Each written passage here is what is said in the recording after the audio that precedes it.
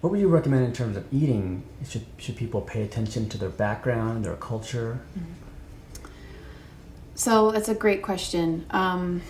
We really want to look at the whole picture. So we want to look at the person's culture. We want to look at their age, their current health, also the environment in which they live, the strength of their digestion currently, and if they're having any physical maladies currently. So these are all questions that I would take into account. You know, when someone has questions about their diet, I would ask them, well, what's your diet like right now? What do you have for breakfast? Do you have breakfast? Are you skipping meals? So I would ask them all of those questions first to really try to get an overall picture of their intake before I would give them advice, to make sure that I really could help them. Yeah. Mm-hmm. Is there a food guideline that you recommend for people? Oh boy. And just that, like a number of number of meals per day or something like that. That's at least just to have enough nutrition for the body. Okay. So it's definitely really important to have a nutritious breakfast. It's good to have, if you can, your largest meal during the high peak of sun in the afternoon, because the sun is the strongest, so our digestion is the strongest. And then it would be nice to have a lighter meal, in the early evening. So if possible, it's best not to eat maybe after 6 p.m. because that all impacts our digestion. And as we're sleeping, all of the different organ systems are regulating and doing their job to rebuild, tissues and all of these things. So that would be like my most general basic guideline, is make sure that you have a routine of when you're eating your meals and try to take into consideration the different times of day. Mm-hmm. What would you say about the fad diets that come up? It's like, okay, so it's stop eating gluten, or stop eating carbs, or stop eating this and that. What do you recommend? So again, I'm really big on personal empowerment and discernment and doing your own research. But the essence of this is people want a solution, and I have to be completely frank and say that the solution isn't instantaneous. There is no magic pill that's going to solve everything. It's really a practice. It's really a commitment to yourself and to your health.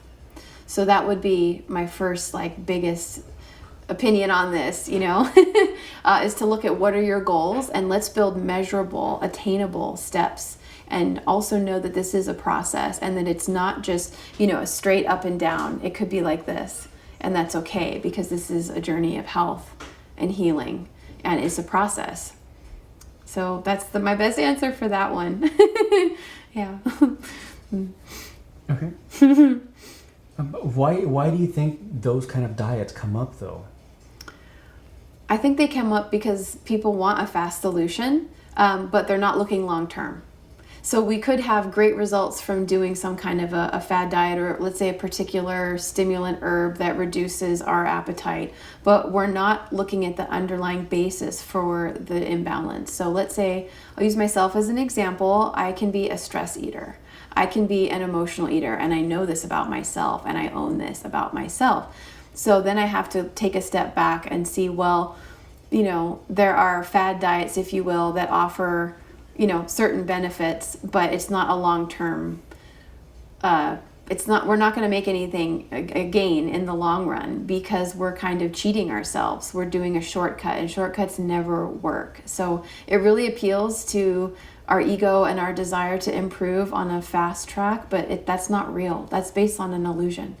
And I think that's why these things are popular, because many things that we see in the mainstream are truly based on an illusion, that if you do this, you're going to attain this, without looking at, the underlying, maybe, the psychology of something. So for me, back to me being, a stress eater, and I can be an emotional eater and go for the easy things, I have to stop in that moment and say, oh, I'm stressed. Okay, so what could I do to alleviate this stress? What could I do to set myself up for success? And how am I going to feel if I, eat that item that appeals to me emotionally and maybe appeals to my palate? But what if it's going to give me a stomach ache later, or make me nauseous later, or just make me feel bad emotionally later?